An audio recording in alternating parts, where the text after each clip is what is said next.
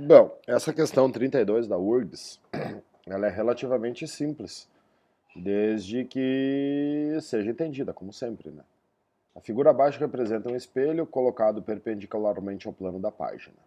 Estão representados observador 1, observador 2, observador 3, que olham no espelho a imagem da fonte de luz F. Aí olha a pergunta. As posições em que cada um, aqui é uma fonte a mais, né? Que cada um desses observadores vê a imagem da fonte F são respectivamente. Cara, a fonte F é uma fonte. Uma fonte tem uma imagem. Quem que é a imagem da fonte F? Pega a tua régua, a imagem da fonte F é o ponto C. Então os três observadores estão olhando para o ponto C, porque só existe uma imagem. Se você quisesse fazer o raio de luz, por exemplo, o raio de luz do observador 1, ele vai vir aqui, aqui vai ser um pontilhado vindo para o ponto C. Então o raio de luz sai da fonte F, bate ali e vai para o observador 1. Se você quisesse fazer o raio de luz do observador 3, por exemplo, o observador 3 também está olhando para o ponto C, então vai ter um pontilhado aqui indo para o ponto C. O raio de luz sai da fonte F, bate ali no espelho e vai para o observador 3. Então é uma questão simples desde que ela seja entendida, né? Tu tem múltiplos observadores em um objeto. Como tu só tem um objeto, tu só vai ter uma imagem. Então todos os observadores têm que olhar para o mesmo lugar, que é aquela imagem. A 33. Um objeto é colocado a uma distância de 10 centímetros de um espelho curvo. Gera uma imagem virtual ampliada duas vezes. Qual é o único jeito da imagem ser virtual e ampliada? É o quinto caso do espelho côncavo. Né? O que é o quinto caso do espelho côncavo? O quinto caso do espelho côncavo, meninas, é o caso que vocês usam para tirar os pelos do bigode com a pinça. É. Qual é o problema de ter bigode? Nenhum, o problema é deixar o bigode, né? Aquilo que eu sempre digo em aula, deixou o bigode, vai trabalhar no circo sendo a mulher barbada. Então aqui tu tem um objeto, a imagem vai estar aqui. O que eu sei? Que o objeto tem que estar na frente do foco do espelho. Se o objeto é colocado a uma distância de 10 centímetros do espelho, quer dizer, a distância do objeto é 10, o foco está a mais que 10. Então tu vê, sem fazer cálculo nenhum aqui, eu já saberia a resposta. O espelho tem que ser o côncavo, que é o quinto caso. Então não pode, não pode, não pode. E a distância do objeto tem que ser menor que o foco. Aqui diz que o espelho vai ter uma distância focal de 20 terços. 20 terços vai dar menos que 10. E aí não seria o quinto caso, seria o terceiro caso. Então a resposta só pode ser B. Agora, se você tem dúvida, faça a equação, né, meu amigo?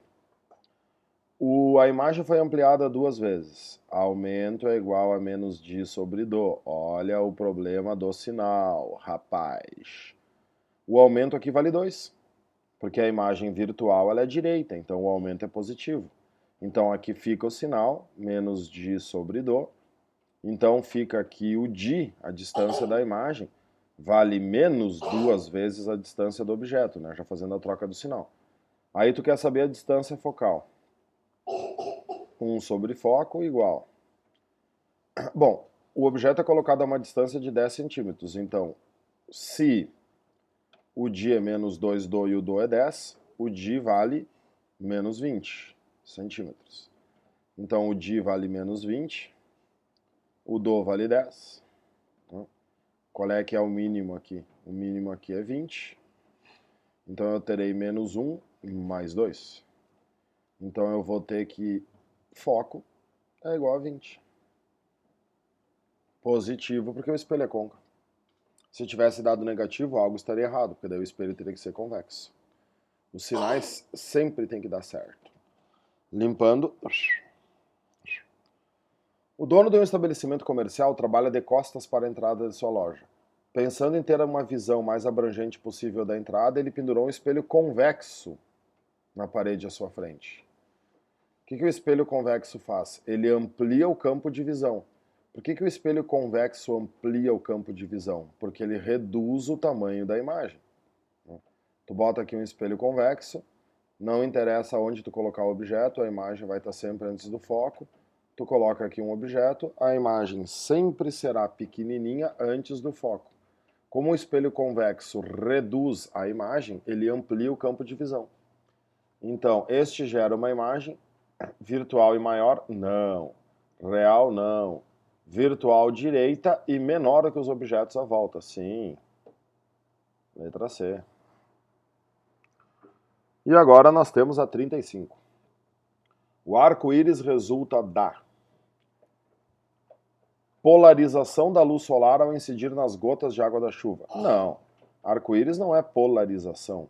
O arco-íris é a dispersão causada pela refração. Refração e reflexão total da luz nas gotas de água de chuva. Sim. Isso é o arco-íris. Difração da luz solar? Não. Se a luz solar difratasse, ela desviaria das gotas de chuva. Então a resposta aqui está correta apenas a 2. A 36 da URGS de 2004 é uma questão de espelho plano. A Ana Júlia gosta muito de espelho.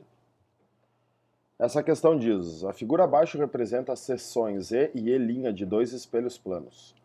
O raio de luz I incidente obliquamente no espelho E, formando um ângulo de 30 com a normal.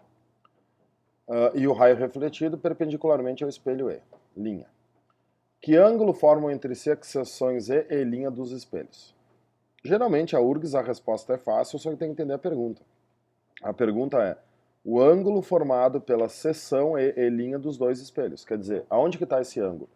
Tu teria que... Teria não. Tem que aumentar esses espelhos, fazer um aumento virtual aqui dos deles, e o ângulo que a URGS quer saber é esse aqui, é o ângulo formado entre as seções dos espelhos. E aí vira pura geometria plana. Se esse ângulo é 30, esse ângulo é 30. Se esse ângulo é 30, esse ângulo é 60. Esse ângulo aqui nós já sabemos que é 90. Isso aqui é um triângulo, a soma dos ângulos internos de um triângulo é 180. Se aqui é 90 e aqui é 60, então este ângulo aqui só pode ser 30.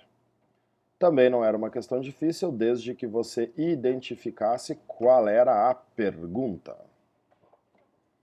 Muito bem.